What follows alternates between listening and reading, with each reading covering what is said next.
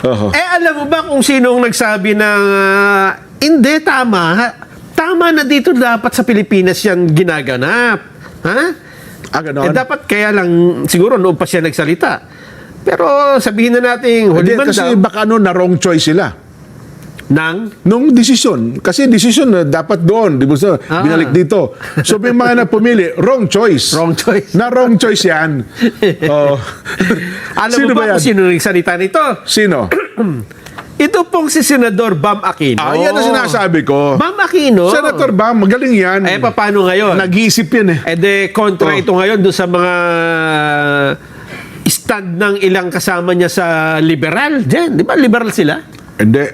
Si Senador Bam, ano yan, may sariling paninindigan niya. Kilala ko yan Kababata ko yan. Kaya dapat, kung ano ang tama, kung ano yung nasa batas, doon tayo. Bilang isang abogado si Senador Bam. Hindi diba? siya abogado. Hindi ba? Hindi. Pero bilang nakakaintindi ng batas, kung hindi mo sa abogado, tama yun, Nelson. Ang sabi niya dito, sa Pilipinas dapat litisin ang kaso ng mga sinasangkot sa umano ay extrajudicial killing noong panahon ng war on drugs sa halip na sa International Tribunal. Ginawa niya ang pahayag matapos tukuyin ng ICC bilang co-perpetrators sa crimes against humanity ng Pangulong Duterte, sina Bongo at Ronald Bato de la Rosa. Yan. Sa isang interview, sinabi niya, dapat harapin ng Pilipinas ang patayang nangyari at pagpupursige ng hustisya dito sa bansa. Harapin dito sa Pilipinas. Dito. Yan. Ang mga biktima at kanilang pamilya ay narito rin naman sa Pilipinas. Ayun, Di ba, napaka-practical. Andito dapat talaga. Akala ko may nag-sponsor sa kanila, ibibiyay sa ICC, sa Netherlands. Hindi ko alam. Yung pamilya. Di ba parang pamilya sila ng ilan?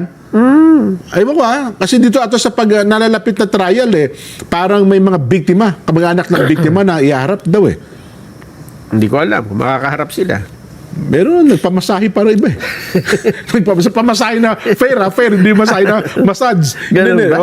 May nagano daw. Sabi ni Senador Bam, the trials for these cases should be ideally be held in the Philippines. Ayun ang tama. Because this is where the victims are. Tama. Di ba? Pilipino ang biktima, Pilipino din ang pinararatangan na may kinalaman sa krimen. Yan ang senador natin. Magaling yung Bam Aquino. Oo. Sa tingin ko, magiging presidente ito. Malamang. Sino kaya vice president niyan?